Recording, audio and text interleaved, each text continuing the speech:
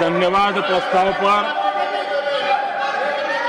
समर्थन के लिए इस सदन में अपनी भावनाओं को व्यक्त करना मैं अपना सौभाग्य मानता हूं।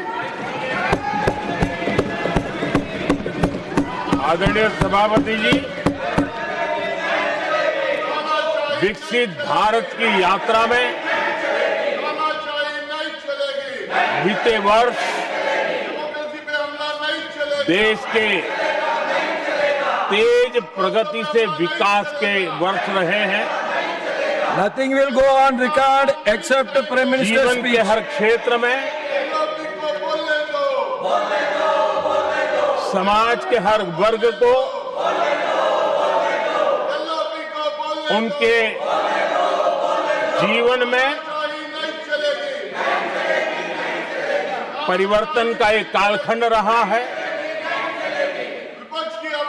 एक सही दिशा में तेज गति से देश आगे बढ़ रहा है। आदरणीय राष्ट्रपति जी ने बहुत ही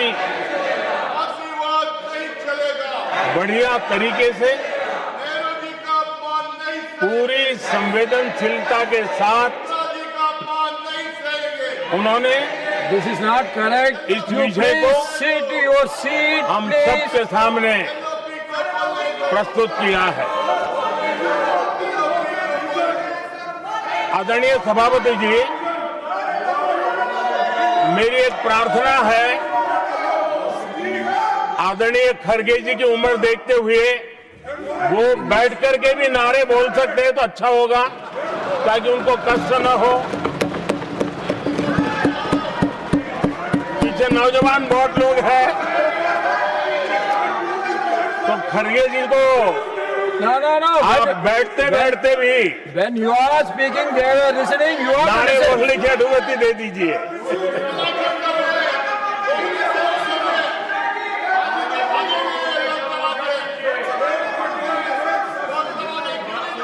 आदरणीय सभापति जी, राष्ट्रपति जी ने इस देश के मध्यम वर्ग, इस देश के निम्न मध्यम वर्ग, इस देश के गरीब, इस देश के गांव, इस देश के किसान, महिलाएं, विज्ञान हो, प्रौद्योगिकी हो, कृषि हो, सभी विषयों को लेकर के बहुत ही विस्तार से भारत के प्रगति का एक स्वर संसद में गूंजा है।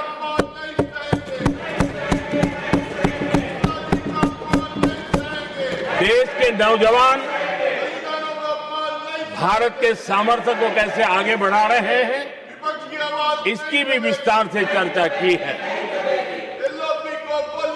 हर वर्ग के सामर्थ्य को उन्होंने शब्दांकित किया है।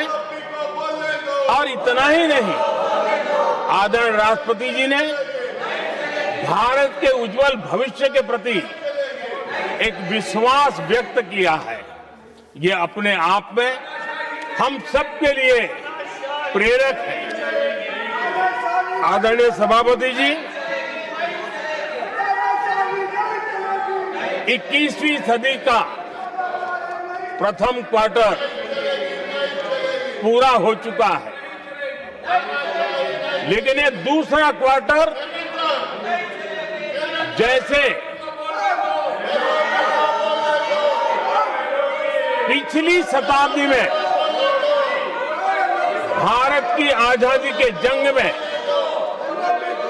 दूसरा क्वार्टर बहुत ही निर्णायक बना था। मैं साफ साफ देख रहा हूं कि विकसित भारत के निर्माण की दिशा में ये दूसरा क्वार्टर भी उतना ही सामर्थ्यवान होने वाला है, उतना ही तेज गति से आगे बढ़ने वाला है। और इसलिए आदरणीय सभापति जी, राष्ट्र का हर व्यक्ति ये महसूस कर रहा है कि एक अहम पड़ाव पर हम पहुंच चुके हैं। अब न हमें रुकना है, न हमें पीछे मुड़ करके देखना है। I will not go against what you are doing. आगे ही आगे देखना Please, my है, dear. I am not going to let गति you से चलना now. है। You please, my dear. और लक्ष्य को प्राप्त करके ही हमें सांस लेनी है। उस दिशा में हम आगे बढ़ रहे हैं। Nothing should go on record except to the Prime Minister's speech.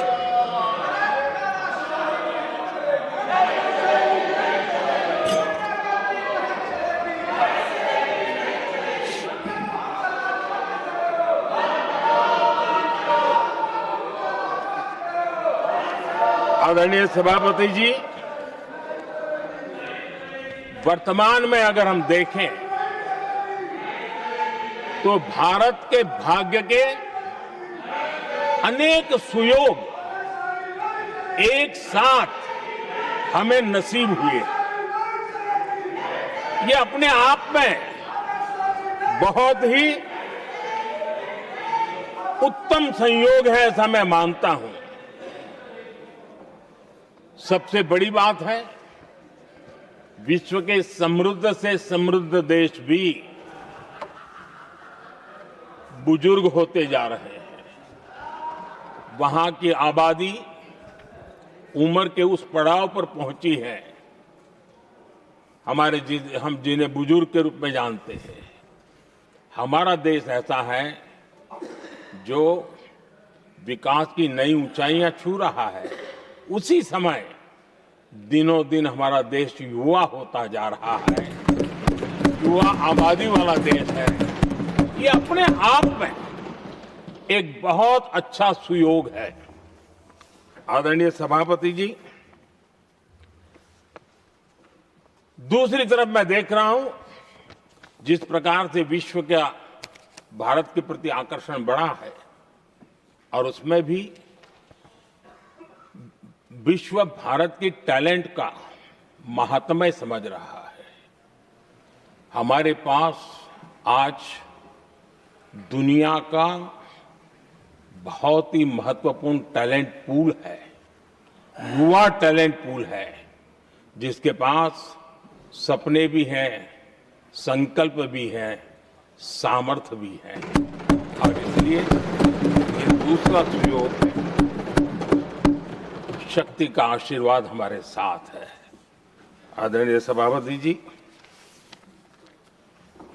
Bharat आज विश्व में जो चुनौतियां पैदा हो रही है, उन चुनौतियों का समाधान देने वाला एक देश आशा की किरण बना हुआ है, और हम समाधान दे रहे हैं। वैसा ही एक महत्वपूर्ण सुयोग है कि आज मेजर इकोनॉमी में भारत का ग्रोथ बहुत हाई है, और हाई ग्रोथ और लो इन्फ्लेशन ये बहुत ही यूनिक संयोग है, और ये हमारी अर्थव्यवस्था की मजबूती को प्रदर्शित करता है। आदरणीय सभापति जी, हम जिस गति से आगे बढ़ रहे हैं, जब हमें देश की जनता ने सेवा करने का मौका दिया, तब फ्रेजाइल 5 के रूप में ये देश जाना जाता था। जब हमें अवसर मिला, तब देश आजाद हुआ, तब हम दुनिया में 6 नंबर की इकोनॉमी थे। लेकिन इन लोगों ने ऐसा एक हाल करके रखा कि 11 पे पहुंचा दिया। आज हम 3 पर जाने की दिशा में तेज गति से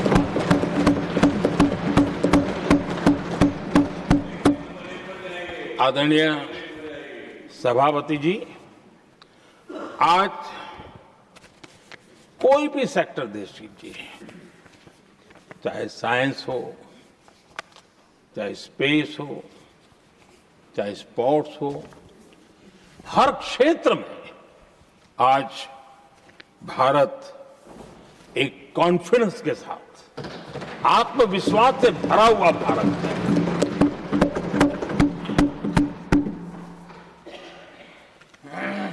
कोविड के बाद विश्व में जो स्थितियां पैदा हुई और ऐसी नई नई चीजें जुड़ती गई, आज दुनिया संभल नहीं पा रही है। ऐसे में साफ साफ नजर आ रहा है कि दुनिया एक नए ग्लोबल ऑर्डर की तरफ, नए वर्ल्ड ऑर्डर की तरफ आगे बढ़ रहा है। सेकंड वर्ल्ड वॉर के बाद एक वर्ल्ड ऑर्डर बना था, अब एक नए वर्ल्ड ऑर्डर की तरफ विश्व बहुत तेजी से आगे बढ़ रहा है। और सबसे बड़ी खुशी की बात है, सारी घटनाओं का अराजनीतिक तरीके से निष्पक्ष भाव से विश्लेषण करेंगे तो झुकाव भारत की तरफ है।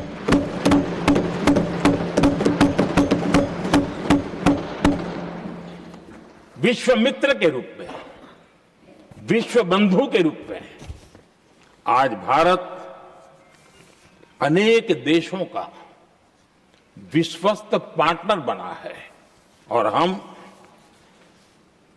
कंधे से कंधा मिला करके विश्व कल्याण की दिशा में भी अपनी उचित भूमिका निभा रहे हैं, अपने सामर्थ्य से सहाय भी कर रहे हैं। आदरणीय सभापति जी, आज पूरा विश्व ग्लोबल साउथ की चर्चा करता है, लेकिन उस चर्चा के सूत्रधार के रूप में आज भारत वैश्विक मंचों पर ग्लोबल साउथ की बुलंद आवाज बन गया है।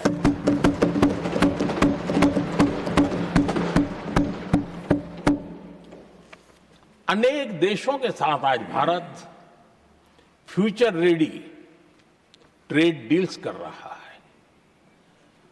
पिछले कुछ ही समय में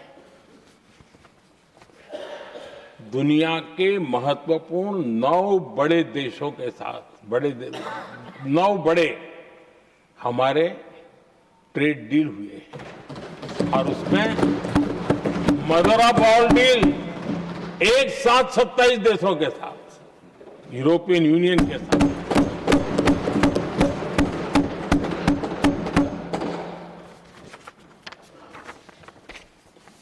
जो लोग थक गए,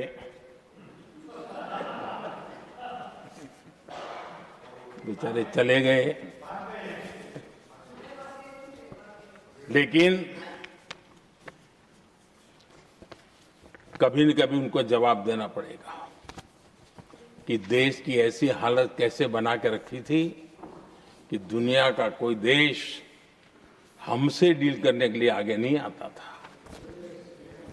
आपने कोशिश की होगी, पीछे पीछे पीछे बहुत चक्कर लगाए होंगे, लेकिन किसी ने आपकी तरफ देखा भी नहीं होगा। क्या स्थिति ऐसे पैदा की? दुनिया के देश ऐसे ही भारत के साथ डील नहीं कर रहे हैं। आदरणीय सभापति जी, इसके पीछे सबसे बड़ी बात, डेवलप कंट्रीज एक डेवलपिंग कंट्री के साथ डील करता है ना, वो अपने आप में भी अर्थ जगत के लिए एक बहुत बड़ा है। और मेरे लिए नई बात नहीं है। जब मुझे गुजरात में सेवा करने का अवसर मिला था तो मैं एक वाइब्रेंट गुजरात समिट करता था और मेरे लिए गर्व की बात थी कि एक स्टेट, हिंदुस्तान का एक स्टेट, मेरी इस वाइब्रेंट समिट के partner country develop country Japan हुआ करता था। एक राज्य ने सामर्थ्य दिखाया था, आज मेरा देश है सामर्थ्य दिखा रहा है। ये तब होता है जब आपके पास आर्थिक सामर्थ्य हो, आपके पास आपके नागरिकों के अंदर, देशवासियों में एक ऊर्जा हो, और खास करके मैन्युफैक्चरिंग के लिए एक मजबूत इकोसिस्टम हो, तब जाकर के विश्व आपके साथ डील करने के लिए आगे आता है। वोट बैंक की राजनीति में डूबे हुए लोगों ने कभी भी देश के ऐसे अनेक पहलुओं पर मजबूती देनी चाहिए, ये कभी उनकी प्राथमिकता नहीं रही, और उसी का परिणाम है। और जहां तक कांग्रेस पार्टी का सवाल है, मैं साफ साफ कहना चाहता हूं, और मेरे शब्दों पे भरोसा नहीं है तो मैं देश को, लोगों को कहूं कुछ मत करो, सिर्फ लाल किले से कांग्रेस के प्रधानमंत्रियों के जो भाषण है, सिर्फ उन भाषणों का एनालिसिस कर लो, आपको साफ साफ लगेगा कि न उनके पास कोई सोच थी, न उनके पास कोई विजन था, और न ही कोई इच्छा शक्ति थी। और इसका परिणाम है कि देश को इतना भुगतना पड़ा। आदरणीय सभापति जी, मैं कोटि कोटि देशवासियों का आभारी हूं। उन्होंने सेवा करने का अवसर दिया। हमारी काफी शक्ति उनकी गलतियों को ठीक करने में जा रही है। दुनिया के मन में जो उनके समय की छवि है, उस छवि को धोने में मेरी ताकत लगती है। ऐसा बर्बाद करके रखा हुआ था, और इस काम के लिए हमने फ्यूचर रेडी पॉलिसीज पर बल दिया है। और आज आपने देखा होगा, देश नीति के आधार पर चल रहा है, पॉलिसीज के आधार पर चल रहा है। एडोकिज्म को हमने त्याग कर दिया है, और उसके कारण विश्व का विश्वास बनता है। हमने रिफॉर्म, परफॉर्म, ट्रांसफॉर्म के मंत्र को लेकर के आगे बढ़े, और आज स्थिति ऐसी है कि देश रिफॉर्म एक्सप्रेस पर सवार हो चुका है।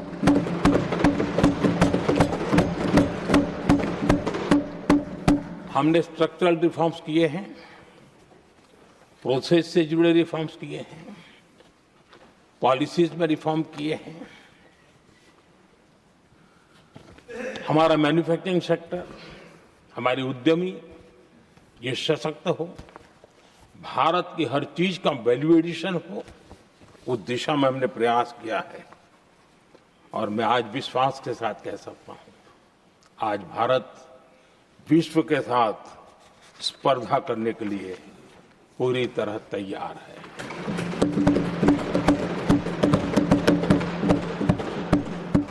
जब मैं विश्व के सीईओ फोरम की समिट देखता हूं, आज दुनिया हमारे उद्यमियों को समानता के रूप में देखती है। और जब पिछले दिनों सभी दलों के डेलीगेशन विश्व में गए थे, ये भाव उन्होंने भी अनुभव किया, और आकर के मुझे सभी दल के माननीय सांसदों ने अपने अनुभव बता रहे थे, बड़ा गर्व से कह रहे थे कि हाँ, बराबरी से बात हो रही है। ये हमारे लिए अपने आप में बात है। आदरणीय सभापति जी, एमएसएमई का बहुत बड़ा नेटवर्क जितना सामर्थ्यवान होता है, वो लंबे अरसे तक इकोनॉमी को ताकत देता है। हमने उस दिशा में बल दिया, और हमने कई रिफॉर्म्स किए हैं। आज हमारे एमएसएमई नेटवर्क पर दुनिया का भरोसा बढ़ रहा है। बड़े बड़े, हो सकता है हम हवाई जहाज नहीं बनाते होंगे, लेकिन कई हवाई जहाज है जिसमें कई पुर्जे मेरे देश के छोटे छोटे एमएसएमई बना रहे हैं।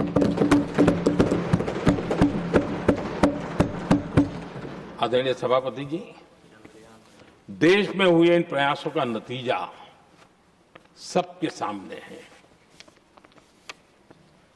बड़े बड़े देश भारत के साथ व्यापारिक संबंध बनाने के लिए बहुत ही आतुर है। यूरोपीय संघ का ट्रेड डील हो, अमेरिका के साथ अभी अभी हुआ जो ट्रेड डील हो, और कल हमारे पीयूष जी ने सदन में विस्तृत जानकारी भी दी है, और पूरा विश्व खुल करके इस ट्रेड डील का तारीफ कर रहा है। और उसमें जब यूरोपियन यूनियन के साथ ट्रेड डील हुआ तो विश्व को एक भरोसा हुआ कि अब वैश्विक स्तर पर स्थिरता की संभावना बढ़ेगी। अमेरिका के साथ ट्रेड डील होने के बाद विश्व को और भरोसा हो गया कि जो स्थिरता की एहसास हो रहा था, अब गति का भी एहसास होने लगा है। अब विश्व के लिए शुभ संकेत। आदरणीय सभापति जी, इसका सबसे बड़ा लाभ हमारे देश के नौजवानों को होगा। और जब मैं नौजवान कहता हूं तो उसमें मध्यम वर्ग का भी नौजवान होता है, शहर का नौजवान भी होता है, गांव का नौजवान भी होता है, बेटा भी होती है, बेटी भी होती है। और इसलिए उसे टुकड़ों में न देखा जाए। मेरे देश के युवा के सामर्थ्य का हमें गौरव करना चाहिए, और उनके लिए पूरा विश्व बाजार अब खुल चुका है। अब उनके लिए अवसर ही अवसर है। और मैं उनको कहता हूं, आइए दोस्तों, मैं आपके साथ कंधे से कंधा मिला करके खड़ा हूं। हिम्मत कीजिए, बढ़िए। देश आपके साथ खड़ा है और दुनिया आपका स्वागत करने के लिए इंतजार कर रही है। आदरणीय सभापति जी, जिस प्रकार से दुनिया में हमारे युवा प्रोफेशनल्स की मांग बढ़ रही है, इवन केयर गिवर्स की मांग बढ़ रही है, हर कोई मिलता है हमें इस प्रकार के लोग चाहिए। इस प्रकार कुछ लोग तो अपना स्पेशल ऑफिस यहां बना रहे हैं रिक्रूट करने के लिए, योग्य टैलेंट की खोज के लिए। इसका मतलब हुआ कि भारत के प्रोफेशनल्स के लिए भी विश्व में बहुत बड़े अवसर बन रहे हैं। आदरणीय सभापति जी, ये संसद का उच्च सदन, ये एक प्रकार से राज्यों का प्रतिनिधित्व करता है।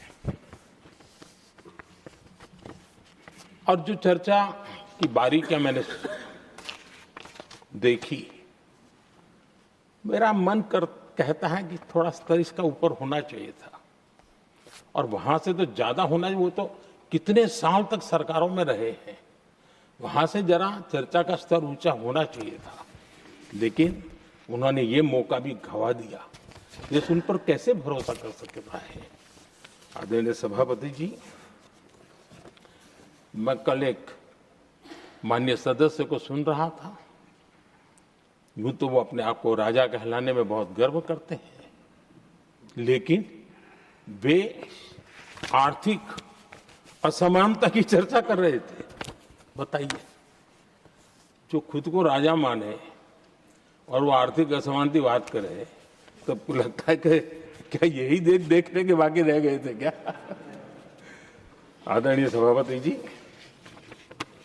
हमारे टीएमसी के साथियों ने काफी कुछ कहा। जरा खुद को अपने गरेबा में देखें। निर्मम सरकार पतन के जितने भी पैरामीटर्स हैं, उन सब पैरामीटर्स में नए नए रिकॉर्ड बनाते जा रहे हैं, और यहां उपदेश दे रहे हैं। क्या हाल करके रखा हुआ है। ऐसी निर्मम सरकार से वहां के लोगों का भविष्य अंधकार के अंदर डूब रहा है, लेकिन उनको कोई परवाह नहीं है। सत्ता सुख के सिवाय कोई आकांक्षा नहीं है, और वे यहां उपदेश देते हैं। घुसपैठ, दुनिया का समृद्ध से समृद्ध देश भी अपने यहां गैर कानूनी नागरिकों को बाहर निकाल रहा है। हमारे देश में घुसपैठियों को बचाने के लिए अदालतों को तब तक प्रेशर पैदा किया जा रहा है। मेरे देश का नौजवान कैसे ऐसे लोगों को माफ करेगा जो घुसपैठियों की वकालत करने के लिए ताकत लगा रहे हैं? और घुसपैठिए मेरे देश के नौजवानों के हक छीन रहे हैं, उनकी रोजी रोटी छीन रहे हैं, आदिवासियों की जमीन छीन रहे हैं, बेटे बेटियों की जिंदगी पर खतरे पैदा हो रहे हैं। लेकिन उनके लिए महिलाओं पर अत्याचार होते रहे।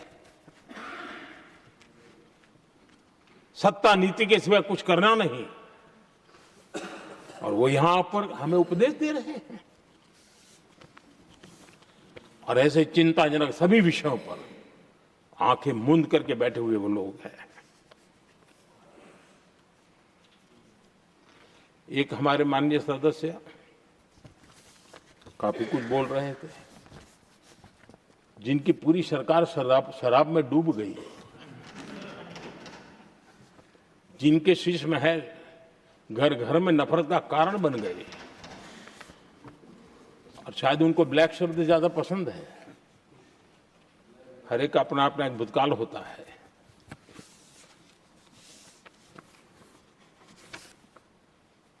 पता नहीं ब्लैक के साथ उनका क्या पुराना रिश्ता है।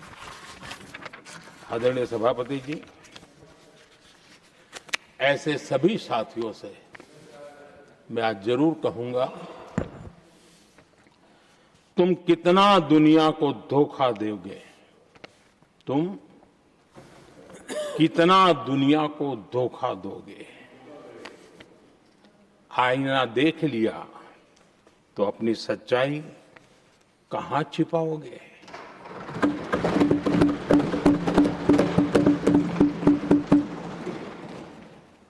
कांग्रेस हो, टीएमसी हो, डीएमके हो, लेफ्ट हो, ये दशकों से केंद्र में सत्ता में रहे हैं, सत्ता के भागीदार रहे हैं।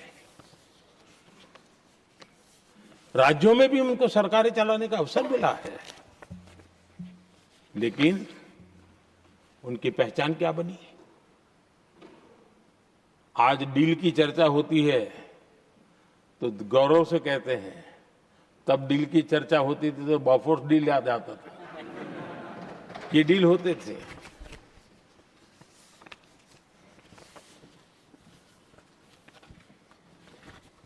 उन्होंने सिर्फ जेब भरने का काम किया। नागरिकों के जीवन में बदलाव आना उनकी प्राथमिकता नहीं थी। आदरणीय सभापति जी, मैं कुछ उदाहरणों के साथ भी बात बताना चाहता हूं, क्योंकि यहाँ चर्चा में ये सारे विषय आए हैं और इसलिए मुझे कहना बहुत जरूरी है। अब एक उदाहरण देता हूं मैं बैंकिंग सेक्टर का। बैंकिंग सेक्टर एक प्रकार से अर्थव्यवस्था की ग्रिड होता है। 2014 से पहले फोन बैंकिंग का कालखंड था। नेता के फोन जाते थे और उसके आधार पर करोड़ों रुपया दे दिए जाते थे, और गरीबों को तो बैंकों में दुत्कार मिलती थी, नफरत होती थी। देश की 50% से ज्यादा आबादी बैंक के दरवाजे तक नहीं देख पाई थी। कांग्रेस के नेताओं के फोन पर अरबों रुपये लोगों को दे दिए गए, और जो ले जाते थे वो अपनी पर्सनल प्रॉपर्टी मान करके पैसे हजम कर जाते थे। यही खेल चलता रहा। कांग्रेस और यूपीए के राज में, और आज जो इंडी अलायंस बन करके बैठे हैं, उनके राज में बैंकिंग व्यवस्था तबाही के कगार पर खड़ी थी। मैं नया प्रधानमंत्री के पद का दायित्व मुझे मिला, मैं एक देश के मुखिया से मैं मिला, ऐसे ही बात कर रहा था। मैंने कहा बैंकिंग की दृष्टि से हम कुछ आगे बढ़ना चाहिए। उन्होंने कहा पहले एक बार साहब जरा, अभी आप नए हो, आपके बैंकों की व्यवस्था का अध्ययन कर लीजिए। हम कैसे हिम्मत करें? एक देश के नेता ने कोई ये जानकारियां थी, उसने मुझे बताया, यहां इनको कोई परवाह ही नहीं। यानी एक प्रकार से उन्होंने जिस प्रकार से बैंकिंग व्यवस्था को, एनपीए के पहाड़ खड़े हो गए थे। जहां भी देखो चर्चा चलती थी, एनपीए का क्या होगा, एनपीए का क्या होगा, कैसे बचेंगे। आदरणीय सभापति जी, चुनौती बड़ी थी, लेकिन हमने समझदारी से काम दिया। बैंकिंग व्यवस्था के सब कर्ता धर्ताओं को विश्वास में लिया। रिफॉर्म की आवश्यकता थी, हिम्मत के साथ रिफॉर्म किए, पारदर्शी व्यवस्था बनाई, ढेर सारे बैंकिंग रिफॉर्म्स हुए, और जो सरकारी बैंक दुर्बल हो चुकी थी, ठीक नहीं चल पाती थी, उसको हमने बड़ी बैंक के साथ मर्जर कर दिया। और मुझे याद है, किसी एक महाशय, बड़े अपने आप को विद्वान मानने वाले, ने लिखा था, अगर मोदी सरकार बैंकों में ये कर ले तो हिंदुस्तान का बहुत बड़ा रिफॉर्म हो जाएगा। वो काम मैंने आते ही कर दिए थे। आदरणीय सभापति जी, और इन सारी चीजों का नतीजा हुआ, बैंकों में जो बीमारी घर कर गई थी, उस बीमारी से बैंकों को मुक्ति मिली। बैंकों का स्वास्थ्य सुधरा, लगातार सुधरा, अभी भी तेजी से आगे दौड़ रहे हैं। और बैंकिंग का जब स्वास्थ्य सुधरा तो लेन देन का कारोबार भी उनका बढ़ा, लोगों को पैसे मिलने लगे, सामान्य व्यक्ति को पैसे मिले। ऐसे ऐसे गरीब लोगों को लोन मिले, जिनके लिए कभी बैंक के दरवाजे बंद थे, बेचारा दूर से देख करके उसे जाना पड़ता था। आज मुद्रा योजना, मुद्रा योजना जो देश के नौजवान को अपने पैरों पर खड़े रहने की ताकत देता है, मुद्रा योजना जो स्वरोजगार की प्रेरणा देता है, लेकिन स्वरोजगार के भाषण के काम नहीं होता है, उसका हाथ पकड़ना पड़ता है, उसको साथ देना पड़ता है, उसको सहाय देनी पड़ती है। और हमने मुद्रा योजना के द्वारा 30 लाख करोड़ रुपया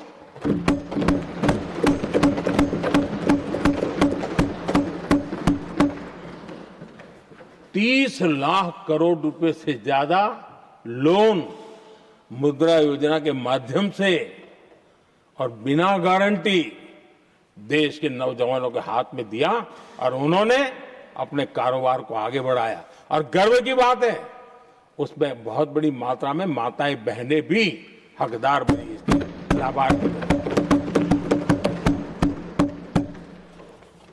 सेल्फ हेल्प ग्रुप, इन दिनों ग्रामीण महिलाएं बड़े सपने देखती हैं, खुद अपने पैरों पर खड़ा होना चाहती थी। विमेन सेल्फ हेल्प ग्रुप का हमने विस्तार तो किया ही किया, लेकिन 10 करोड़ बहनों को हमने सीधी आर्थिक मदद की व्यवस्था की। हमारे एमएसएमई सेक्टर को हमने भरपूर लोन दी, और मैं आज बड़े संतोष के साथ, बड़ी जिम्मेवारी के साथ इस पवित्र सदन में कहना चाहता हूं, हमने एनपीए जिसके पहाड़ हुआ करते थे 2014 के पहले, आज उसको हमने नीचे निम्न स्तर पर लाकर के खड़ा कर दिया है। आज एनपीए 1% से भी नीचे है। ये अपने आप में बैंकों के स्वास्थ्य के लिए बहुत उत्तम काम हमने किया है। इतना ही नहीं, हमारे बैंकों का प्रॉफिट आज रिकॉर्ड पर है, हाई रिकॉर्ड है उसके। ये अपने आप में देश की अर्थव्यवस्था को ताकत देने के लिए, बैंकिंग व्यवस्था मजबूत होती है तो बाकी अर्थव्यवस्था को भी मजबूती मिलती है, उस काम को कहेगा। आदरणीय सभापति जी, मैं एक और उदाहरण देना चाहता हूं। हमारे पीएसयूज, आमतौर पर पीएसयूज के संबंध में मान्यता बन चुकी थी, वो बनते ही हैं बीमार होने के लिए, वो बनते ही हैं बर्बाद होने के लिए, वो बनते ही हैं बंद होने के लिए। हमने इस पूरी मानसिकता को हकीकतों के आधार पर बदलने में सफलता प्राप्त की है। और ये लोग पीएसयूज को लेकर के कितनी गलत बातें फैलाते थे। अर्बन नक्सल की तरह ऐसे पीएसयूज के दरवाजे के बाहर मजदूरों की मीटिंग करके भड़काने का पाप करते थे, गुमराह करने का काम करते थे। इन्होंने LIC, state bank of India और भी एचएएल, ऐसे हर एक को बड़ा भला बुरा और इतना भद्दे तरीके से, जब उनकी सरकार थी तब तो ये इन चीजों को संभाल नहीं पाते थे, उसको कुछ कर भी नहीं पाते थे। आदरणीय सभापति जी, हमने इसमें भी हिम्मत दिखाई। हमने पीएसयूज के संबंध में भी रिफॉर्म्स किए, रिफॉर्म्स की एक लगातार परंपरा चलाई। आज एलआईसी बेस्ट तरीके से उसने पूरे कार्यकाल में अपना एलआईसी का जन्म हुआ तब तक उत्तम से उत्तम परफॉर्मेंस का कालखंड उसका गुजर रहा है। जिन पीएसयूज को कांग्रेस के नेता ताले लगवाने की कगार पर पहुंच चुका था और उसी पर अपनी राजनीतिक रोटी सेकने का प्रयास भी किया गया था, आज हमारे पीएसयूज रिकॉर्ड प्रॉफिट पर हैं।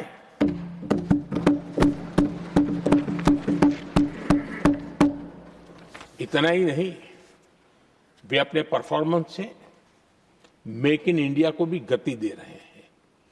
मेक इन इंडिया का जो सपना है उसका पूरा करने में वे भी एक बहुत बड़े कैटलिक एजेंट के रूप में आज भूमिका अदा कर रहे हैं।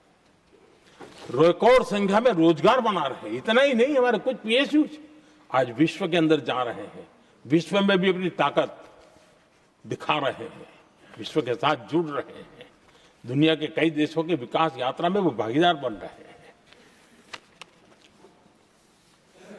आज हमारे पीएसयूज को बहुत बड़े बड़े ऑर्डर देश से भी और देश के बाहर से भी मिलने लगे हैं।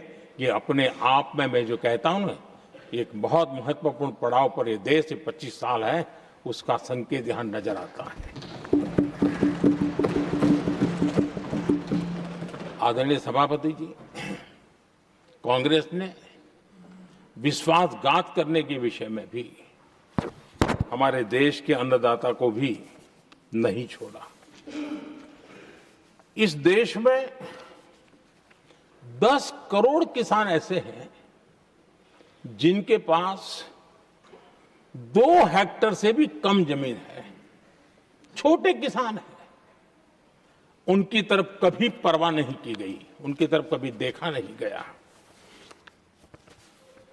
नहीं उनके दिमाग में ये छोटे किसानों का कोई महात्म्य था। उनको लगता है कुछ बड़े लोगों को संभाल लिया तो गाड़ी चल जाएगी, और यही राजनीति करते रहे। आदरणीय सभापति जी, हमारे दिल में छोटे किसान के प्रति एक दर्द था। हम जमीनी हकीकतों से परिचित थे और उसी के कारण हम पीएम किसान सम्मान निधि योजना लेकर के आए। और आप इतने कम समय में हमारे इन छोटे किसानों के खाते में 4 लाख करोड़ रुपए हमने दिया है। 4 लाख करोड़ रुपए आंकड़ा छोटा नहीं होता है आदरणीय सभापति जी। और उसने हमारे छोटे किसानों को एक नई ताकत दी है, नए सपने देखने का सामर्थ्य दिया है। और मुझे पक्का विश्वास है कि हमारा किसान उस दिशा में जरूर भारत की आशा अपेक्षा के अनुरूप परिणाम देगा।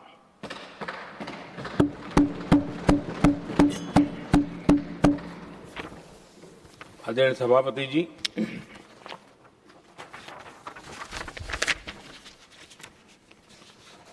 यहां कुछ साथियों ने इम्प्लीमेंटेशन के संबंध में शिकायतों का भाषण काफी किए। शायद वो तय करके आए थे कि ऐसा ऐसा बोलना है, तो इसमें तो उनका ऐलान दिखता था, बाकी में तो नहीं दिखता है। आदरणीय सभापति, जब ये इम्प्लीमेंटेशन को लेकर के इतनी बड़ी बड़ी बातें करते हैं, मैं एक जरा किस्सा सुनाता हूं। मैं किसी का भला बुरा कहने के लिए नहीं कर रहा हूं, मैं सिर्फ हकीकत है रख रहा हूं। परेशानी जिनको होगी उनको होगी, लेकिन तथ्य तो तथ्य ही होते हैं। हमारे देश के एक नेता हिमाचल प्रदेश के दौरे पर गए थे और वहां से आने के बाद उन्होंने खुद ने ये घटना कहीं सुनाई, रिकॉर्ड पर उपलब्ध है। उसमें उन्होंने कहा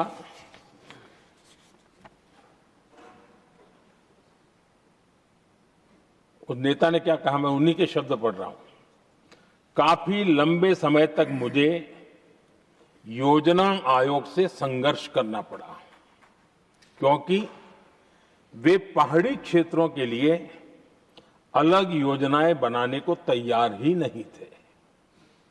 मैं हिमाचल प्रदेश गई थी, जब मैं वापस आई तो मैंने योजना आयोग में कहा कि हमारे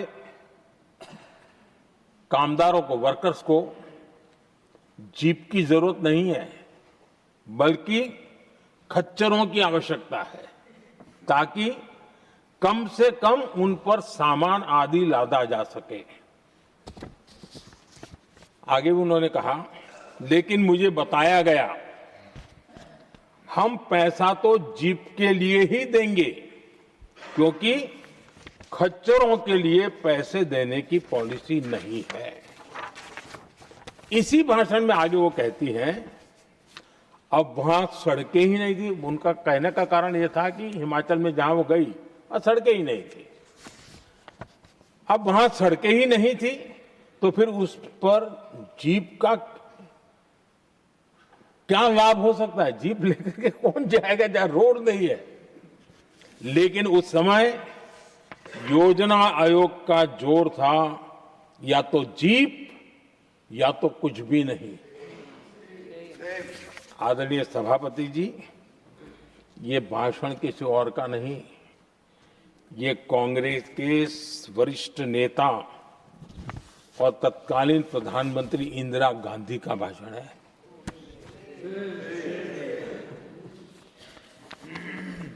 कांग्रेस के लंबे शासनकाल में यही कार्यशैली रही और जिसको इंदिरा जी खुद जानती भी थी कि ये पाप चल रहा है, लेकिन इस कार्य संस्कृति को सुधारने के लिए उन्होंने कोई कदम नहीं उठाया।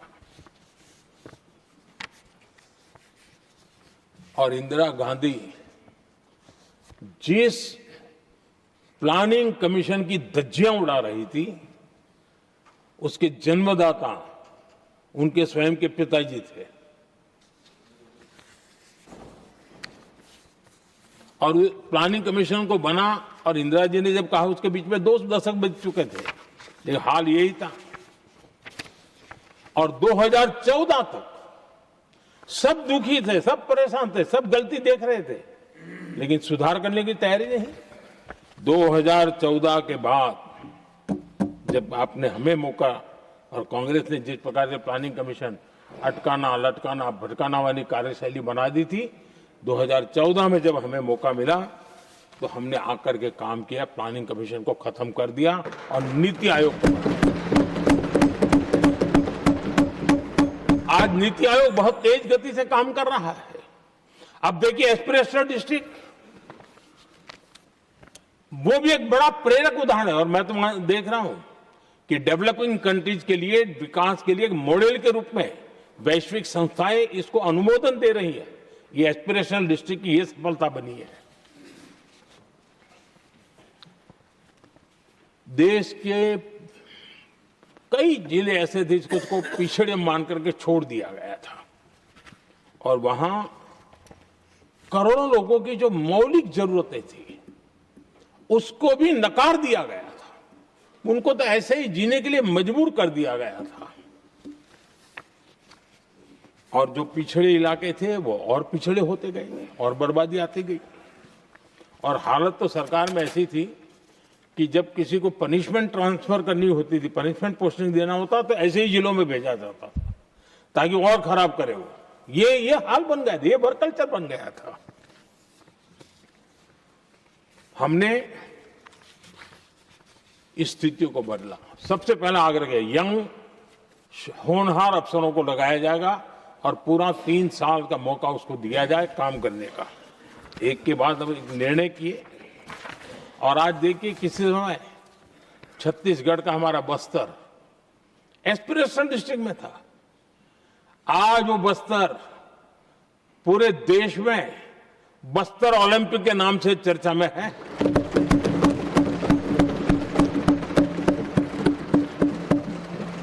आज विकास की धारा बस्तर के गांव गांव पहुंच रही है। अभी कुछ गांवों में पहली बार बस देखी, पूरे गांव ने उत्सव मनाया बस्तर में। ये परिस्थितियां छोड़ करके गए हुए हैं लोग, और यहां पर पता नहीं किस प्रकार से देश को कहां ले जाना चाहते हैं लोग। आदरणीय सभापति जी, इंप्लीमेंटेशन क्या होता है, ये एस्पिरेशनल डिस्ट्रिक्ट एक बहुत बड़ा शानदार उदाहरण है। ऐसे तो सैकड़ों उदाहरण हैं, लेकिन मैं कहने के लिए इसको उल्लेख कर रहा हूं। कांग्रेस के हमारे साथियों को ये जो बदलाव आ रहा है उसमें इंप्लीमेंटेशन नजर नहीं आ रहा है, और उनका तो एक ही वो प्लानिंग कमीशन वाला मॉडल है, जीप और खच्चर वाला मॉडल, यही वो लोग जानते हैं, उससे आगे कुछ नहीं जानते। और ये इंप्लीमेंटेशन कैसे करते हैं, मेरा जन्म नहीं हुआ था उसके पहले सरदार वल्लभ भाई पटेल ने नर्मदा नदी पर बांध बांधने की कल्पना की। विषय तो पक्का हो गया, सरदार साहब नहीं रहे, खैर नेहरू जी ने शिलान्यास किया। अब इंप्लीमेंटेशन देखिए इनको। मेरा जन्म नहीं हुआ था जब इसकी कल्पना की गई थी, और प्रधानमंत्री बनने के बाद मैंने इसका उद्घाटन किया, ये हाल है।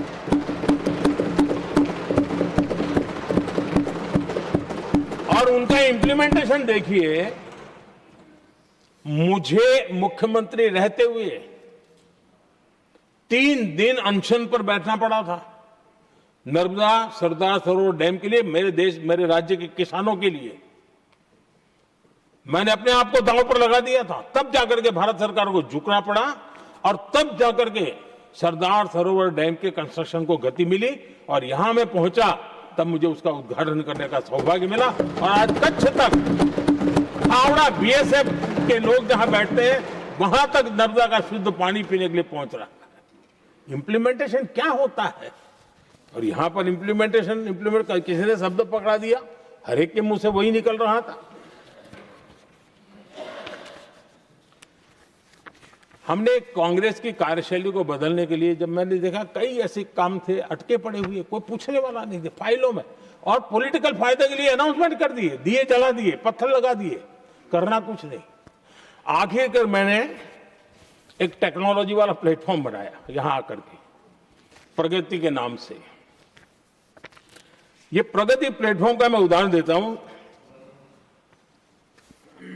आप हैरान हो जाएंगे। मुझे एग्जैक्ट याद नहीं है, लेकिन शायद हिमाचल में एक ट्रेन उन्होंने पार्लियामेंट में घोषित की थी, शायद ऊना और कोई। मेरे आने तक वो कागज पर भी उसका ड्राइंग नहीं बना था, बताओ, और चुनाव जीतने के लिए वो घोषणा कर दी। प्रगति के अंदर मेरे सामने विषय आया, ऐसे कई विषय मेरे सामने आए, और उस प्रगति के अंदर हमने एक एक प्रोजेक्ट क्यों अटके हुए, किस डिपार्टमेंट की काम में क्या मुसीबत आई है, किसने गलत तरीके से इसको आगे बढ़ाया, और बजट तो बढ़ता ही गया था। जो योजना 900 करोड़ में होनी थी वो 90,000 करोड़ तक पहुंच जाए, ये हाल करके रख दिया था इन्होंने।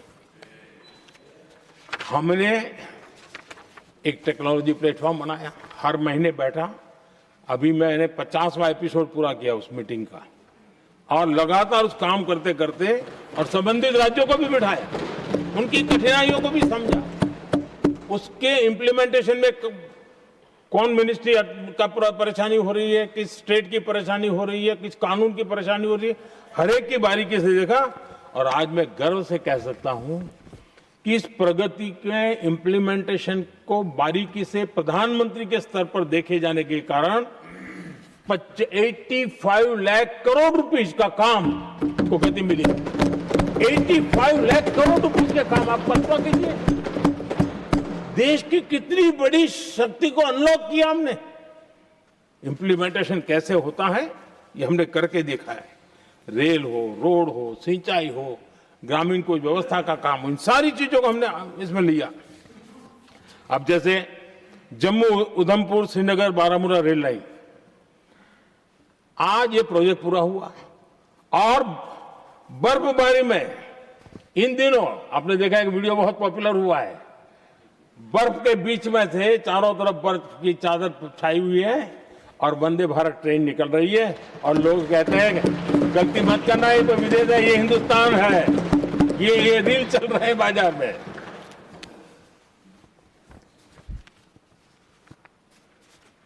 लेकिन 3 दशक तक यही प्रोजेक्ट लटका हुआ था। 3 दशक, 30 साल, आप कल्पना कर सकते, 2 पीढ़ी आगे बढ़ जाए, ये यही के अटके पड़े थे। हमारी सरकार ने इसको पूरा किया।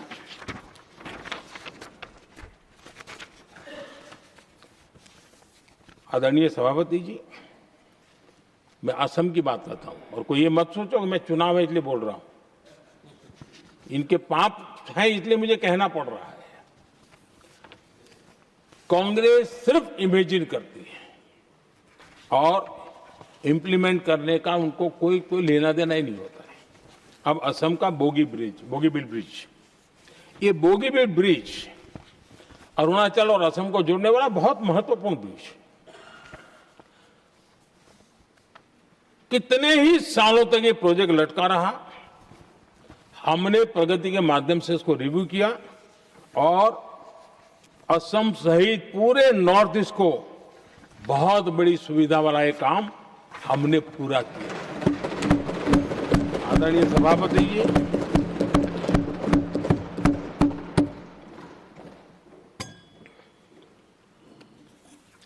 इंप्लीमेंटेशन की बातें जब करते हैं तो एक बार हमारे पास तो तथ्यों के साथ चीजें हैं कि हमने चीजों को समय पर पूरा करने की दिशा में आगे बढ़े। और इन दिनों तो जो काम कर रहे हैं समय से पहले हो रहा है। हमने पूरी दुनिया को कहा था कि हम 2030 तक यहां पहुंचेंगे सोलार में, हमने वो काम 2025 में कर दिया। हमने इथेनॉल का समय तय किया था, हम उसमें भी 2-3 साल पहले ही काम पूरा कर लिया। तो एडवांस में हम काम पूरा करने का, इंप्लीमेंटेशन की ताकत हमारे से उससे भी ज्यादा है। आदरणीय सभापति जी, भाजपा हो, एनडीए हो, हमारा अप्रोच, चीजों की तरफ देखने का हमारा दृष्टिकोण, समस्या के समाधान के लिए हमारी सोच और कांग्रेस के बीच में आसमान जमीन का अंतर है, बहुत फर्क है। मैं आपको उदाहरण देता हूं। हमारी सोच ये है कि 140 करोड़ देशवासी ये इतने सामर्थ्यवान हैं कि वह चुनौतियों को समाधान दे सकते हैं। ये हमारी सोच है, हमारा भरोसा है देशवासियों पर, उनके सामर्थ्य पर हमारा भरोसा है और यही लोकतंत्र की भी सच्ची ताकत होती है। लेकिन कांग्रेस देशवासियों को ही समस्या मानती है।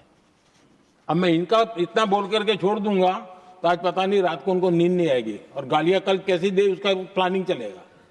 लेकिन मैं उदाहरण के साथ बताना चाहता हूं किस प्रकार से लोग सोचते थे देशवासियों के लिए।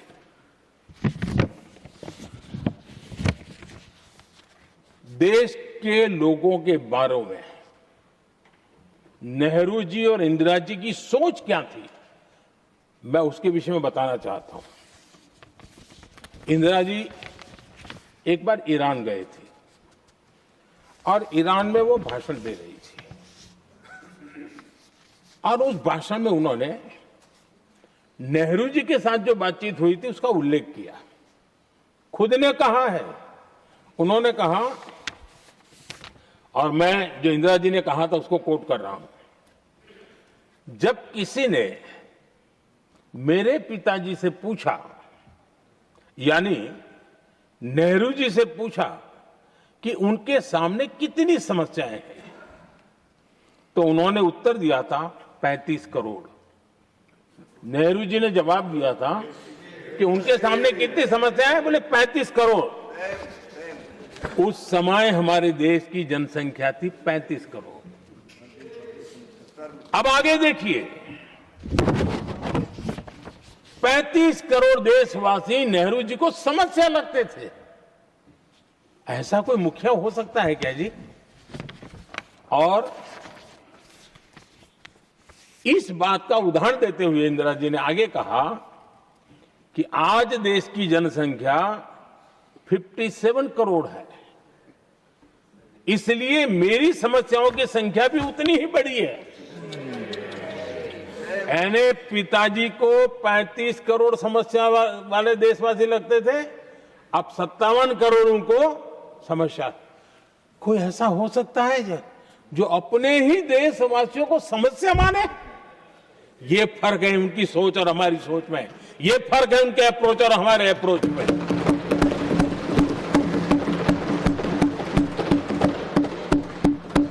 नेहरू जी हो या इंदिरा जी हो या पूरी कांग्रेसी बिरादरी हो, ये लोग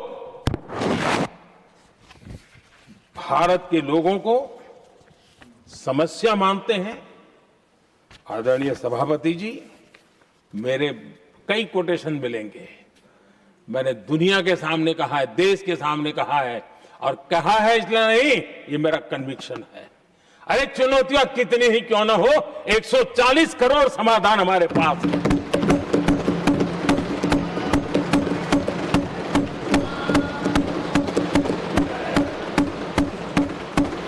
हमारे लिए देशवासी समर्थक की पूंजी है। हमारे लिए हर देशवासी भारत का उज्जवल भविष्य का नियंता है, निर्माता है, कर्ता धर्ता है। हम उसको समस्या कैसे कह सकते हैं? ऐसी सोच वाले लोग अपने परिवार का ही भला करेंगे और किसका करेंगे? आदरणीय सभापति जी, देश के लोगों का अपमान करते रहना एक कांग्रेस के स्वभाव में पड़ा हुआ है, उनके संस्कारों में पड़ा हुआ है। कांग्रेस ने बीते दिनों राष्ट्रपति जी का अपमान किया। चुनाव के बाद जिस प्रकार से हमारे राष्ट्रपति जी के लिए शब्द कहे गए हैं, शर्मिंदगी महसूस होती है कि ये कैसे लोग हैं? भारत के राष्ट्रपति के लिए क्या बोल रहे हैं लोग? आदरणीय सभापति जी, कल लोकसभा में भी राष्ट्रपति जी के अभिभाषण पर चर्चा नहीं हो पाई। ये राष्ट्रपति पद, उसका घोर अपमान किया है। उनको संविधान शब्द मुंह में बोलने की अधिकार नहीं रहता है। जो लोग गरीबी से निकली हुई एक महिला, आदिवासी परिवार से आई हुई एक महिला,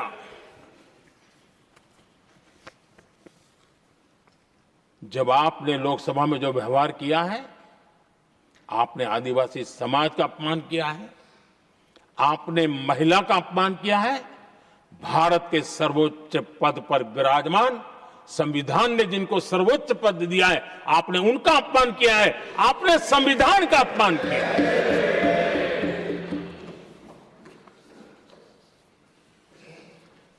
आदरणीय सभापति जी, उनको कुछ भी लगता हो, कांग्रेस को ये गुनाह Honorable members, it is now 6 p.m. If the House agrees, we may sit beyond 6 p.m. till disposal of the motion of thanks and the presidential address. Do I have the leave of the House to extend the sitting beyond 6 p.m.? Thank you. आदरणीय सभापति जी, समय बढ़ाने के लिए मैं आपका और सदन का बहुत आभार व्यक्त करता हूं।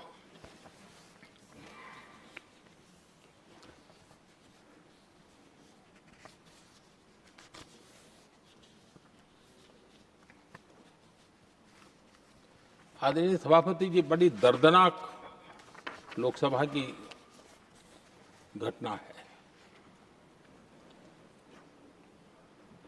और शायद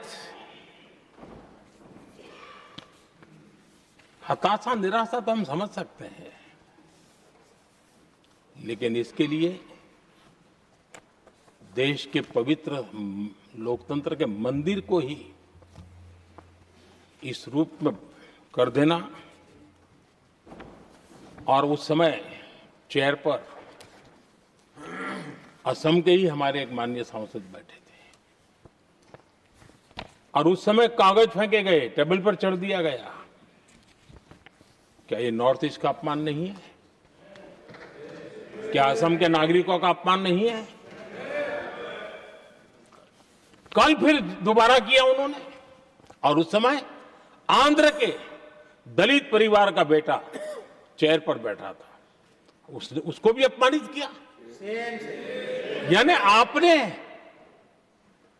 नॉर्थ ईस्ट का अपमान, चेयर में बैठा अपमान करो। आंध्र के एक दलित परिवार का बेटा चेयर पर बैठा, उसका अपमान करो।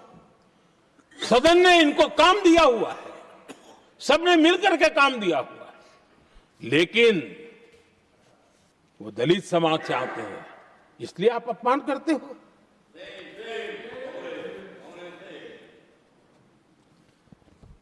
और ऐसा लगता है कांग्रेस के लोगों को असम की जनता के प्रति बड़ी नफरत है। उनको लगता है कि उसकी जनता ने उनका साथ छोड़ दिया, मतलब उनके दुश्मन हो गए। क्या कभी लोकतंत्र में ऐसे सोचते हैं क्या? मुझे तो तब बहुत पीड़ा हुई थी जब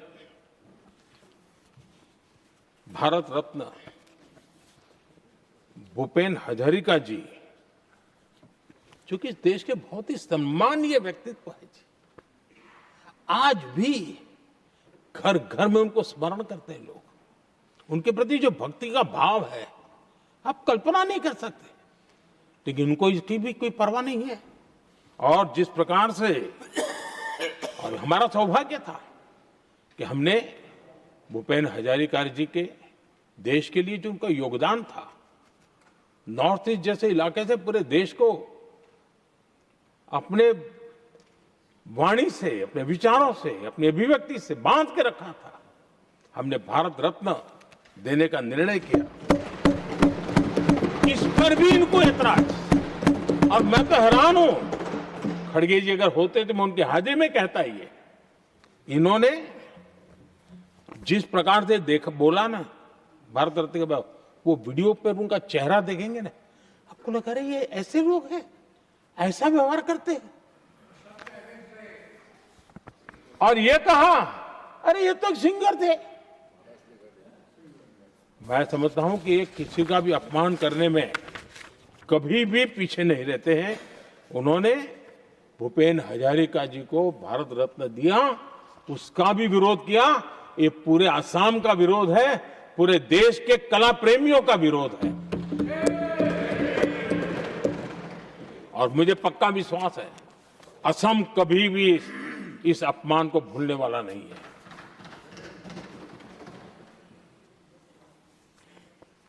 आदरणीय सभापति जी, कल जो घटना घटी, इसी सदन के एक माननीय सांसद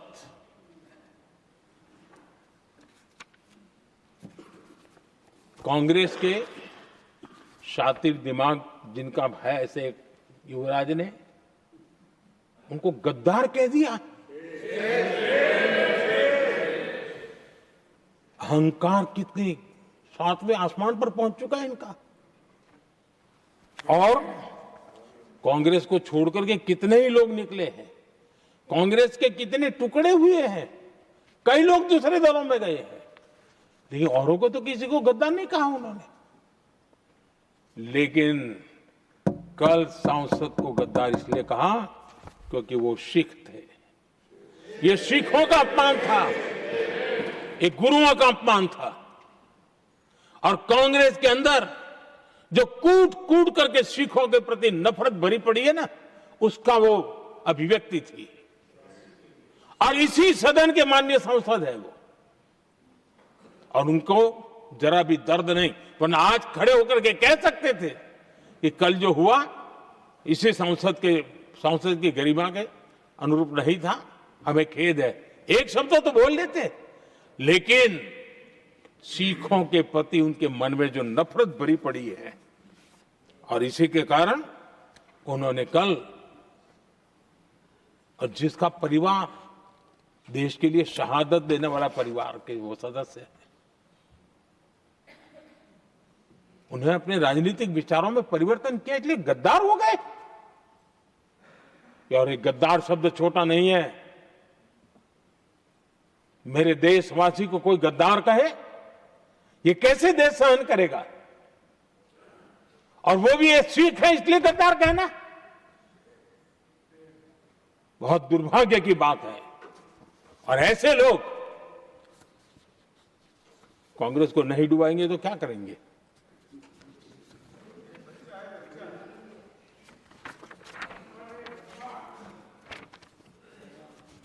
आदरणीय सभापति जी, एक तरफ ये दृश्य है और दूसरी तरफ हमारे सदानंद जी मास्टर का दृश्य है।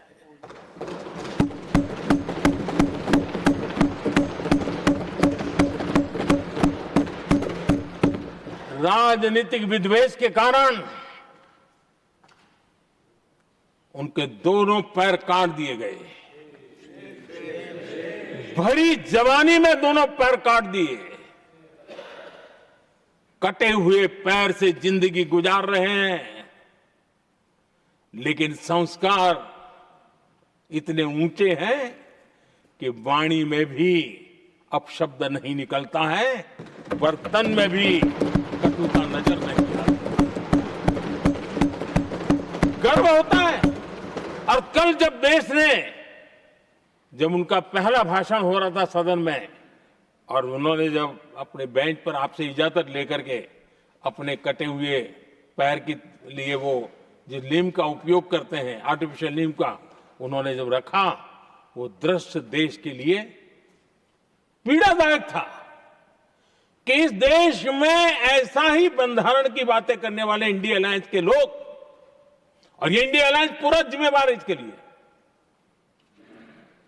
वैचारिक असहमति के कारण एक नौजवान के, और वो भी एक टीचर, शिक्षक के प्रति गर्व से, आदर से देखा जाता है, उसके पैर काट दे। लेकिन उनको कोई खेद नहीं है, उनको कोई दर्द नहीं है। लेकिन मैं मास्टर सदानंद जी को हृदय से अभिनंदन करता हूं कि उन्होंने जिस प्रकार से इतनी भयानक हमले के बाद भी देश की सेवा का अपना व्रत जारी रखा, और आज देश की नीति निर्धारण में अंदर अपना योगदान दे रहे हैं। ये गर्व की बात है। और ऐसे लोगों के सहारे हम राजनीति में जीते हैं, काम करते हैं, देश के लिए जीने मरने की प्रेरणा मिलती है। ये संस्कार हमें पाए हैं ऐसे लक्षावधि कार्यकर्ताओं के तब से पाए हुए हैं।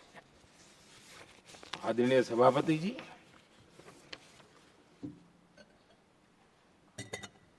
इन दिनों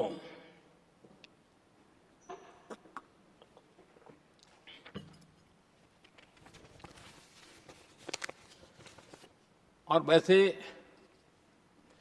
कांग्रेस के हमारे साथियों का मुझ पर जरा विशेष प्रेम है, वो स्पेशल प्रेम है। और जब मैं जिम्मेवारी जो मिली है उसके तहत, और जिम्मेवारी न मिलती तो भी देश के लिए जीना तुमने सीखा है। हम विकसित भारत की जमीन मजबूत कर रहे हैं, उसको एक ताकत दे रहे हैं। एक तरफ देश के युवाओं के लिए मजबूत जमीन तैयार कर रहा हूं, तो कांग्रेस मोदी की कब्र खोदने के कार्यक्रम करवा रही है। और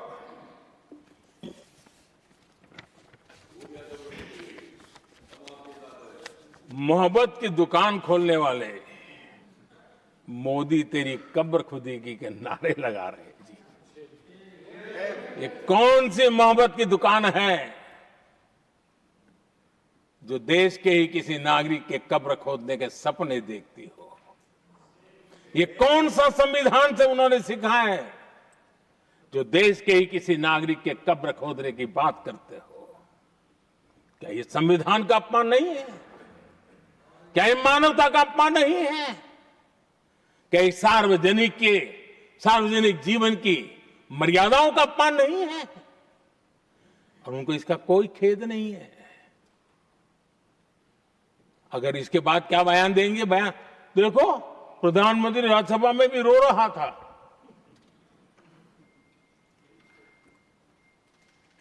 किस प्रकार के संस्कार और वृत्तियों से पले बड़े लोग हैं ये। आदरणीय सभापति जी, मेरे लिए कोई अनुभव मेरा बहुत पुराना है। 2002 से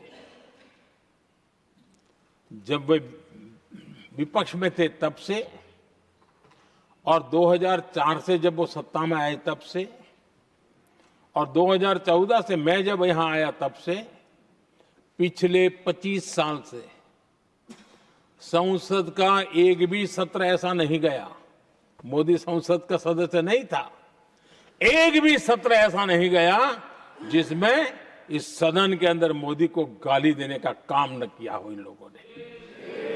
25 साल। और मुझे किसी ने पूछा था, मोदी जी आपके स्वास्थ्य का क्या राज है? मैंने कहा मैं डेली 2 किलो गाली खाता हूं।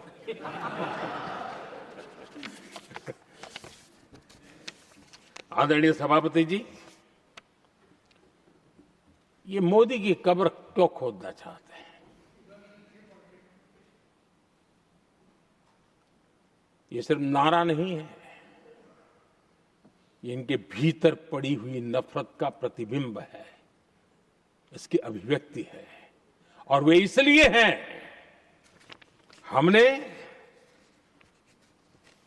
370 की दीवार गिरा दी, इसलिए वो मोदी की कब्र खोदना चाहते हैं। हमने नॉर्थ ईस्ट में बम बंदूक और आतंक का जो छाया बना रहता था, नॉर्थ ईस्ट में शांति और विकास का राह अपनाई, इसलिए वो मोदी की कब्र खोदने पर सोच रहे हैं। पाकिस्तानी आतंकियों को घर में घुस करके जवाब देते हैं, इसलिए मोदी की कब्र खोदने की बात कर रहे हैं। ऑपरेशन सिंदूर करते हैं, इसकी उनको परेशानी होती है और इसलिए वो मोदी की कब्र खोदते हैं।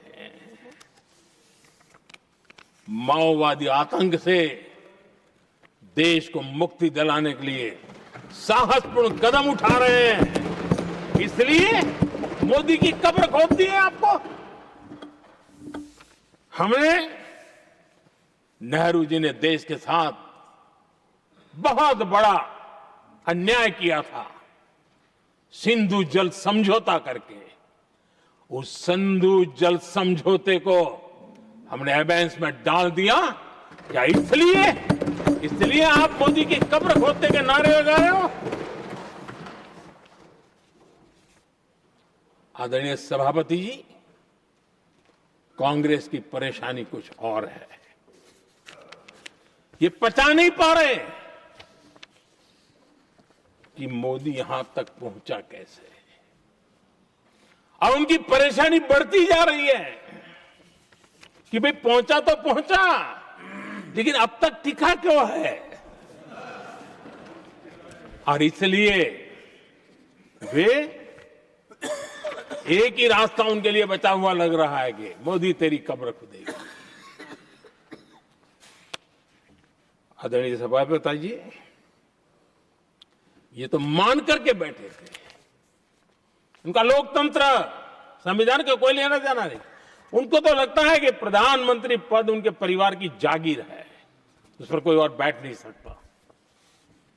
ये जो उनके भीतर में नफरत पड़ी हुई है ना, मोहब्बत की दुकान में जो आग भरी पड़ी हुई है ना, उसका परिणाम है। और इसीलिए कोई क्यों बैठा, हमारा पैतृक अधिकार था, इसलिए मोदी की कब्र खोदने का नारा लेकर के वो चल रहे हैं। आदरणीय सभापति जी, कांग्रेस के शाही परिवार को देश ने दशकों तक अवसर दिया है, ऐसा नहीं है। देश ने आपके लिए भी अपना भविष्य दांव पे लगाया था,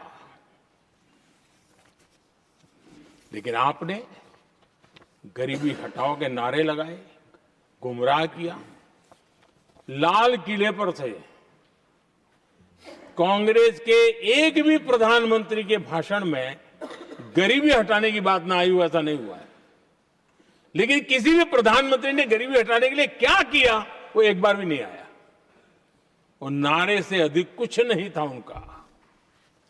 और मोदी ने रास्ता अपनाया गरीब को एम्पावर करने का, गरीब को सशक्त करने का।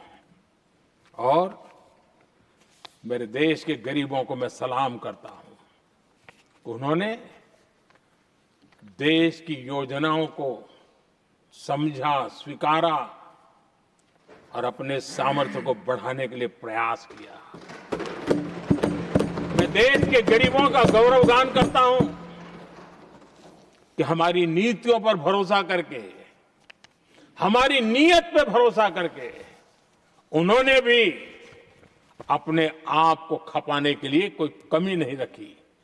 और 25 करोड़ मेरे गरीब परिवार के भाइयों ने गरीबी को परास्त किया और खुद गरीबी से बाहर आए हैं। मैं उनको सलाम करता हूं। मेरे 25 करोड़ देशवासी जो निराशा में पड़े हुए थे, दूर एक आशा की किरण दिखाई दी, उठ खड़े हुए और आज हमारे साथ चल पड़े। आदरणीय सभापति जी, 2014 के पहले ये इम्प्लीमेंटेशन की बातें करते थे। हमारे यहां सैकड़ों लोग रेलवे क्रॉसिंग पर मरते थे। स्कूल की बस रेलवे क्रॉसिंग से जा रही है, 20-20, 25-25 स्कूल के बच्चे मरने की खबरें आती थी।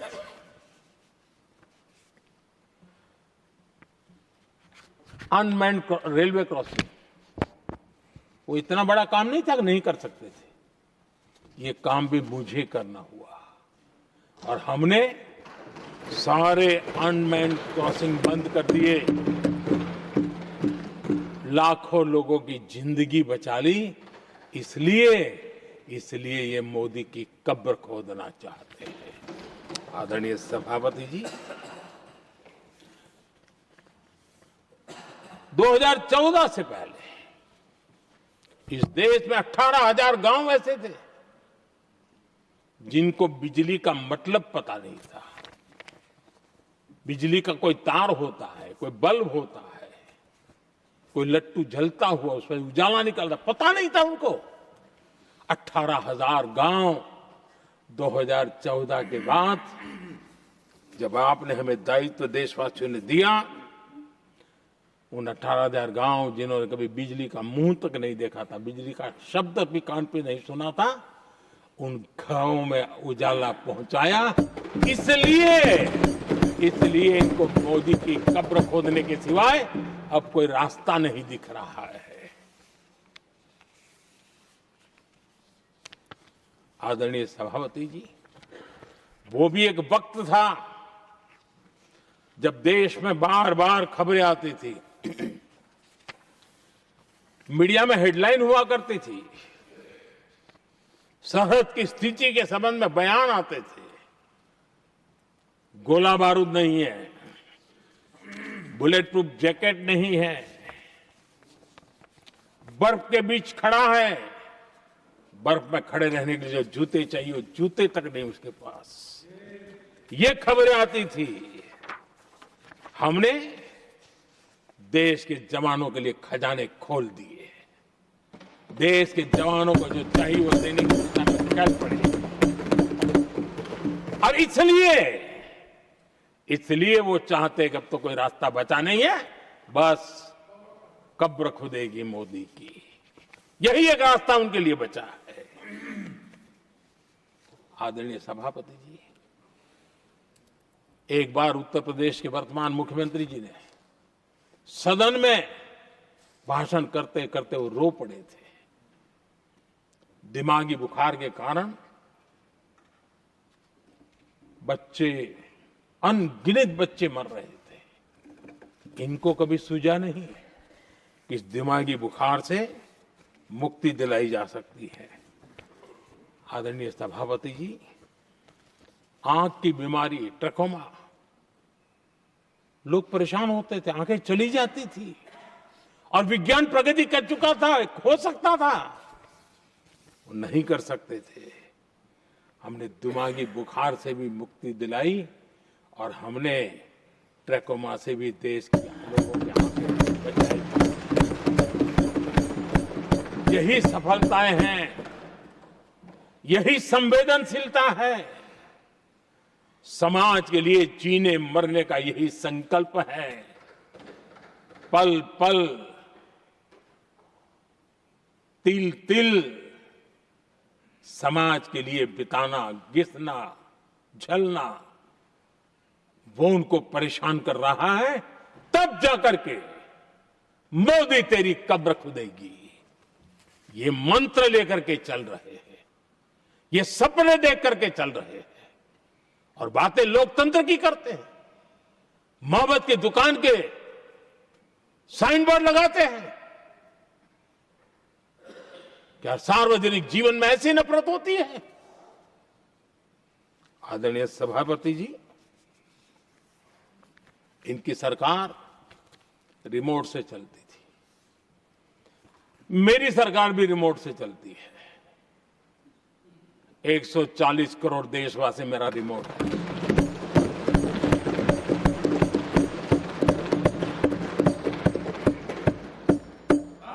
एक 140 करोड़ देशवासियों के सपने, 140 करोड़ देशवासियों की आकांक्षाएं, देश के नौजवानों के संकल्प,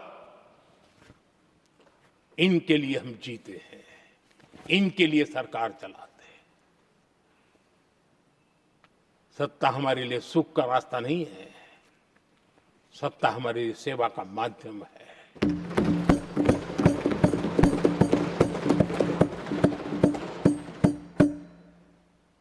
मुद्रा योजना, लाखों करोड़ों की मदद मिली, स्वरोजगार को बल दिया।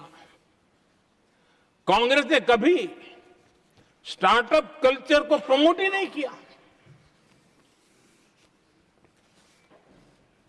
कुछ सैकड़ों में स्टार्टअप बेचारे अपने, उनको पता भी नहीं था। और इनका तो हाल ये है आदरणीय सभापति जी, अपने घर के स्टार्टअप को भी वो लिफ्ट नहीं कर पा रहे।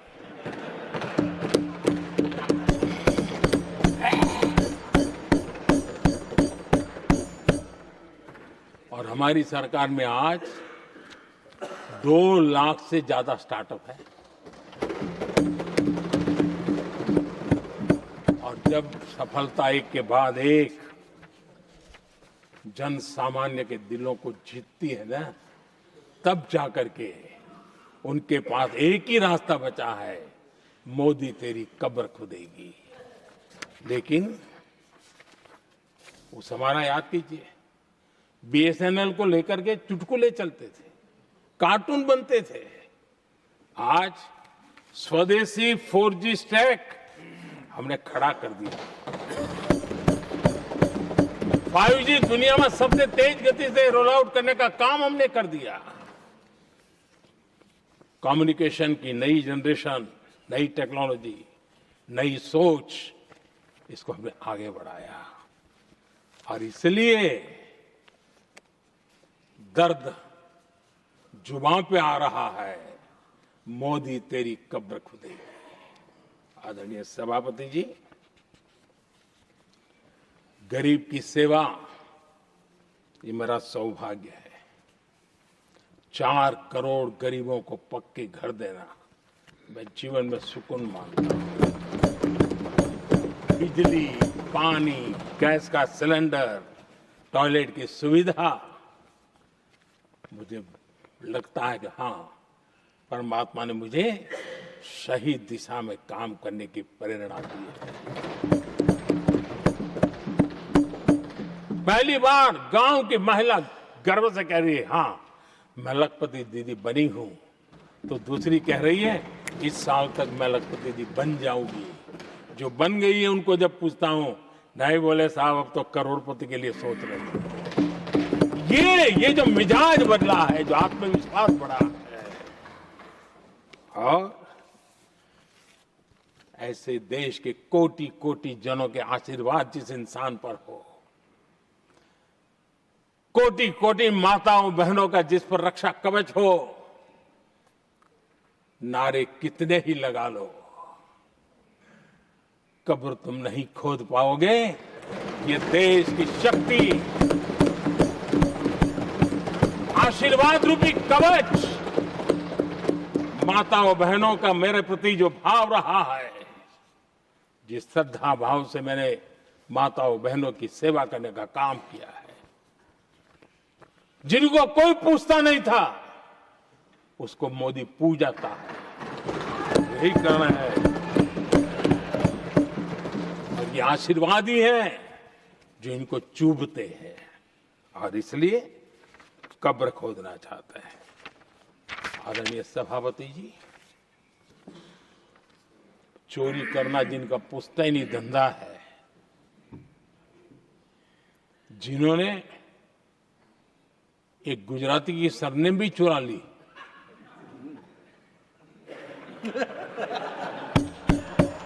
महात्मा गांधी की सरनेम चुरा ली, ये लोग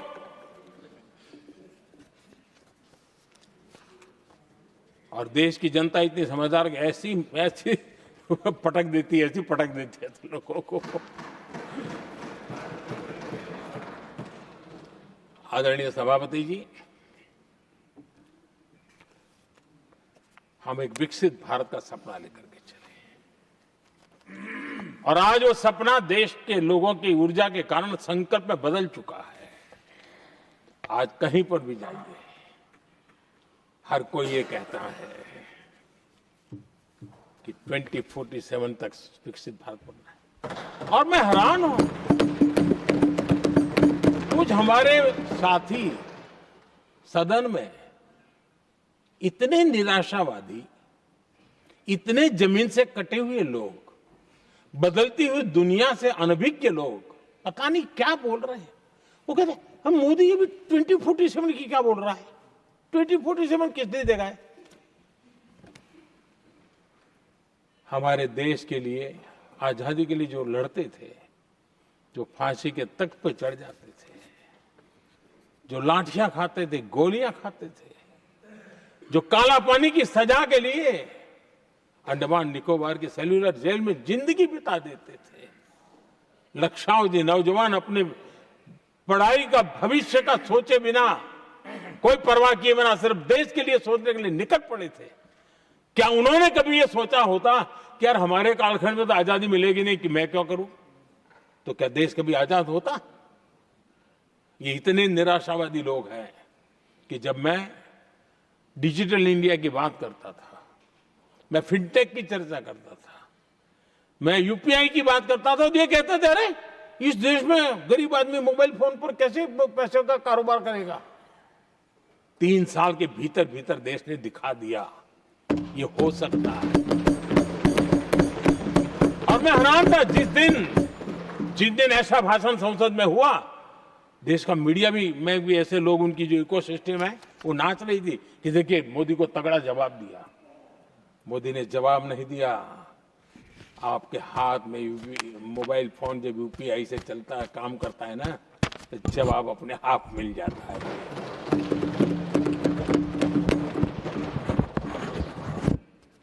आदरणीय सभापति जी, कांग्रेस के समय एक व्यंग चला करता था और आमतौर पर कहा गया और सीरियस नेचर की चर्चा में भी आता था, हंसी मजाक में भी आता था। इंडिया मिस द बस, ये कॉमन वर्ड हो चुका भाई, मौका गंवा दिया, बाजी हाथ से चली गई। इंडिया मिस द बस, ये हमेशा होता था। आदरणीय सभापति जी, आज भारत कोई बस मिस नहीं कर रहा है, आज भारत काफिले का नेतृत्व कर रहा है।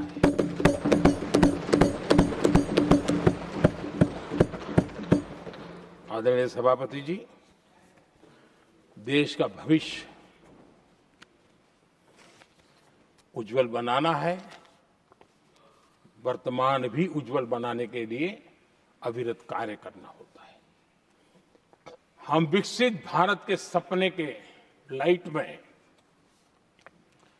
5 वर्ष की योजना बनाते हैं और हर वर्ष का बजट बनाते हैं और हम दिशा तय करके चलते हैं क्योंकि हमारे लिए अगला चुनावी लक्ष्य नहीं होता है, हमारा लक्ष्य है 2047 विकसित। अरे चुनाव तो आएंगे जाएंगे, मेरा देश अजरा अमर रहने वाला है और हम देश की युवा पीढ़ी के हाथ में समृद्ध हिंदुस्तान देने का सपना लेकर के चले। जिन बच्चे जो आज जो घर में बालक है ना, उनको भी मैं देख करके कर सोचता हूं कि मैं इसके हाथ में ऐसा हिंदुस्तान दे करके जाऊं ताकि हमें अपने काम का संतोष हो।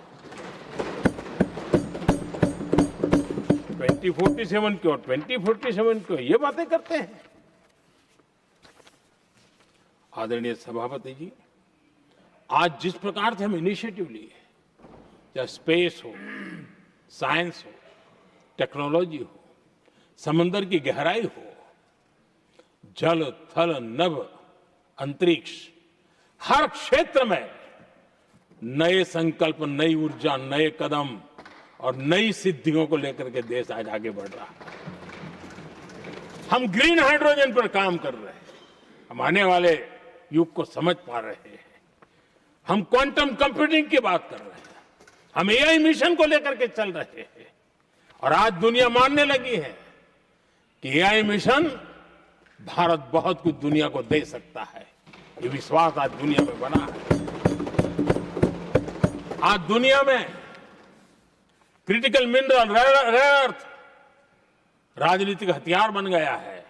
हम उस पर फोकस कर रहे हैं ताकि कभी भारत को किसी के पास हाथ फैलाने की नौबत ना आ जाए। आदरणीय सभापति जी, ऐसे तो अनगिनत प्रोजेक्ट हैं जिसमें विदेश का इन्वेस्टमेंट आना ही आना है, क्योंकि अब हर किसी को अपना भविष्य भारत की भूमि में नजर आ रहा है। हर किसी को अपना भविष्य भारत के टैलेंट के भरोसे नजर आ रहा है। हर किसी को भविष्य भारत के उज्जवल भविष्य के साथ खुद के उज्जवल भविष्य को जोड़ करके दिखता है। और इसलिए दुनिया आज विकसित भारत की बात हम क्यों कर रहे हैं, जिनके दिमाग में नहीं पड़ता है, दुनिया को समझ आ रहा है कि भारत ने सही दिशा पकड़ी है। चलो अब चर्चा वहां चल रही है कहीं हम बस न चुक जाए। कल तक चर्चा चलती थी इंडिया मिस करता है, अब दुनिया को लगता है अब हम लेट न हो जाए, वहां आने की स्पर्धा चल रही है। आदरणीय सभापति जी, आने वाला समय भारत के लिए अवसरों से भरा हुआ है, भारत के नौजवानों के लिए अवसरों से भरा हुआ है। भारत के उज्जवल भविष्य के लिए मैं पूरी संभावनाएं रेखांकित कर सकता हूं, मैं देख सकता हूं और उसके दिशा में नीतियां बनाकर हम आगे चल रहे हैं। हम इसको और मैं चाहता हूं, मेरे देशवासियों को निमंत्रण देता हूं और मैं देशवासियों को आज सदन से भी कहना चाहूंगा, मैंने मन की बात में भी इसका उल्लेख किया था, मैं यहां पर सभी माननीय सांसदों से भी कहूंगा कि आप भी अपने अपने क्षेत्र में से लोगों को बताइए, जब दुनिया भर में इतने अवसर पैदा हुए हैं, उसको स्थायित्व तब मिलता है जब हम उत्तम प्रकार की चीजों को लेकर के जाए, हम क्वालिटी को कॉम्प्रोमाइज न करें। मुनाफा कम क्यों न हो, लेकिन क्वालिटी को हम निरंतर उत्तम करते जाएंगे इनोवेशन करना पड़ेगा, करेंगे, रिसर्च करना पड़ेगा, करेंगे, प्रोडक्ट में मटेरियल बदलना पड़े तो बदलेंगे, लेकिन हम दुनिया में क्वालिटी की दृष्टि से उत्तम हो, तब जाकर के जो आज राजनीतिक दृष्टि से जो निर्णय होते हैं उसका बेनिफिट लेने के लिए हमने पीछे नहीं रहना चाहिए। मेरे देशवासियों से मैं आज यही आग्रह करूंगा कि आप क्वालिटी के विषय में मेरा साथ दीजिए, क्वालिटी में कॉम्प्रोमाइज न करिए। आप देखिए दुनिया सिर्फ और सिर्फ made in India, made in Bharat, made in India, made in Bharat, इसके लिए गीत गाने लग जाएंगी। आदरणीय सभापति जी, मैं कांग्रेस के मित्रों का भी आज आभार व्यक्त करता हूं कि कम से कम मुझे, उनको पता था, पहले प्रयोग कर चुके थे। पिछले 10 साल में मुझे 5-6 बार इस प्रकार से बोलने से रोका गया, लेकिन उनको मालूम था एक बार शुरू होता हूं तो रुकता नहीं। और मैंने कहा था एक बार एक अकेला, तो अब अनुभव से सीख गए हैं कि इसमें कोई दाल गलने वाली नहीं है, तो समझदारी से काम लिया और ऐसी समझ उनको निरंतर मिलती रहे, ये भी मैं प्रार्थना करता रहूंगा। आदरणीय सभापति जी, मैं राष्ट्रपति जी के उद्बोधन में योगदान देने वाले सभी सांसदों का भी आभार व्यक्त करता हूं। जो भी उत्तम विचार यहाँ प्राप्त हुए हैं, उत्तम विचार देश की प्रगति में जरूर काम आएंगे, ऐसा मैं विश्वास देता हूं। और आदरणीय राष्ट्रपति जी का इस संबोधन के लिए मैं हृदय से आभार व्यक्त करते हुए मेरी वाणी को विराम देता हूं। बहुत बहुत धन्यवाद।